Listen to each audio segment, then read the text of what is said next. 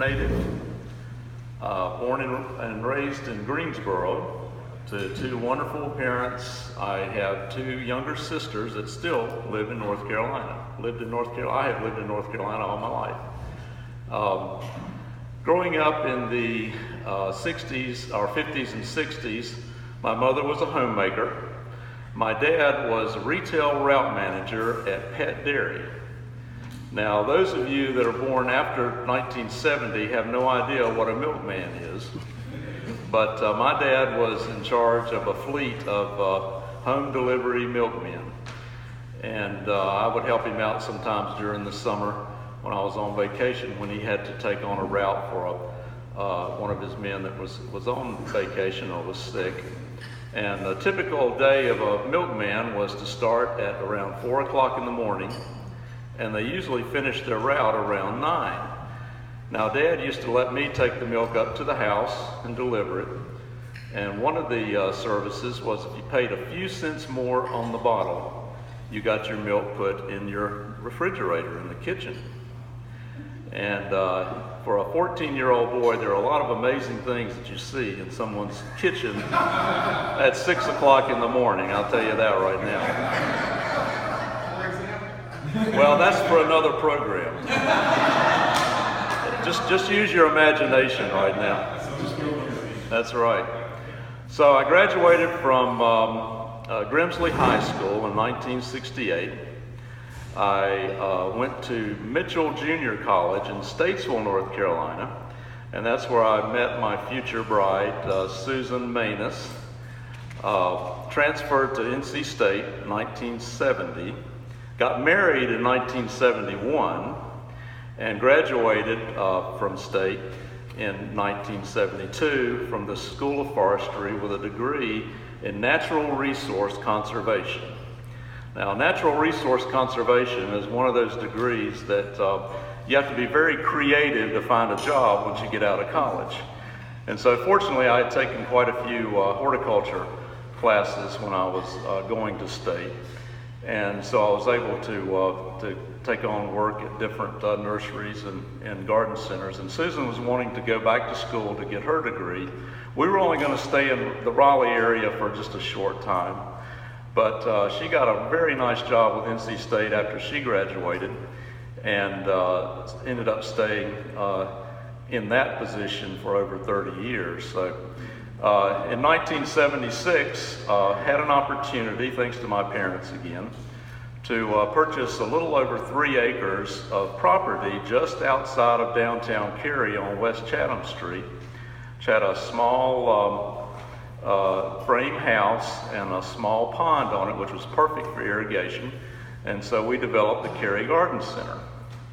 And we also got pregnant that year with our first daughter, Erin. So the Cary Garden Center was fashioned after an old farm type store. We've specialized in plant material and plant accessories like fertilizers and chemicals and tools and pots and soil and mulch, things like that. We didn't have the gifty type items that most of the garden centers do today, but we had a great run with that. And in 1981, we found some more property between Cary and Apex, 7 acres, that we were going to establish into a wholesale development. And we also got pregnant that year with our second daughter, Emily. So we were starting to set a trend there, so we decided not to buy any more big property after so we didn't. But we did develop that other piece of property into a wholesale business that we built 11 or 12 different greenhouses. We grew our own tender plants like annuals and perennials and poinsettias and Easter lilies and mums and things like that we used at our retail operation, but we also sold to other garden centers in the area that we had left over. It was also in the late 80s that I joined Rotary. And the reason that I joined Rotary was simply that Dr. Fred Oliver asked me. And so I took a look at it and found out what all Rotary was about and got hooked and have been hooked ever since. It's been almost 30 years.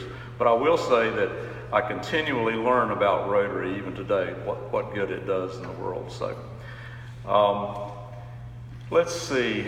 During the 90s, we really took off. The business really took off. And I think everybody in Cary was doing well during the 90s.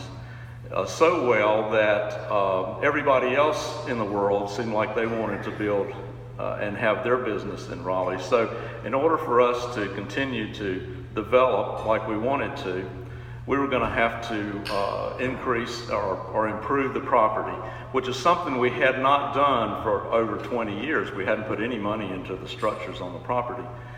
And so we found out that in order to get our business just up to code by Cary standards, it was going to be a lot more expensive than we had anticipated. So at that point, we decided to go in a little different direction, and we looked at selling the business and or the property.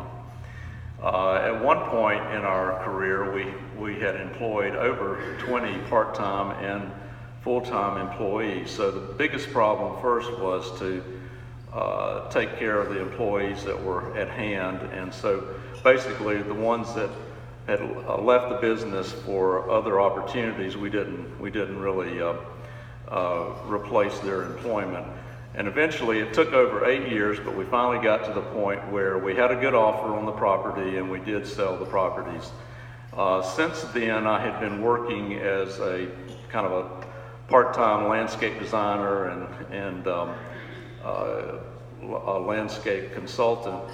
But this year, I gave that up early this year, and Haddon Clark, who is a past charter member of this club, offered me a job in his company. Haddon is president of the Handy Hugo convenience stores. He owns over 80 different stores in the eastern part of North Carolina. And I'm carrying on a tradition that actually Jerry Letchworth, another charter member of this club, and Billy Jones, who was who became a member the same year that I became a member,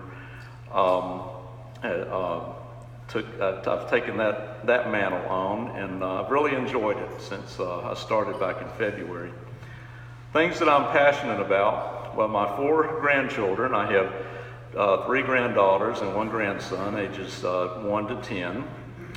I enjoy all kinds of sports, including old man tennis with my friend Larry Smith back there. I enjoy walks in the woods, visiting historical sites. I still enjoy gardening, but mostly now I do it at my house and at Life Experiences. But most of all, I enjoy the time that I spend every week with my second family here at Cary-Kildaire Rotary. Thank you.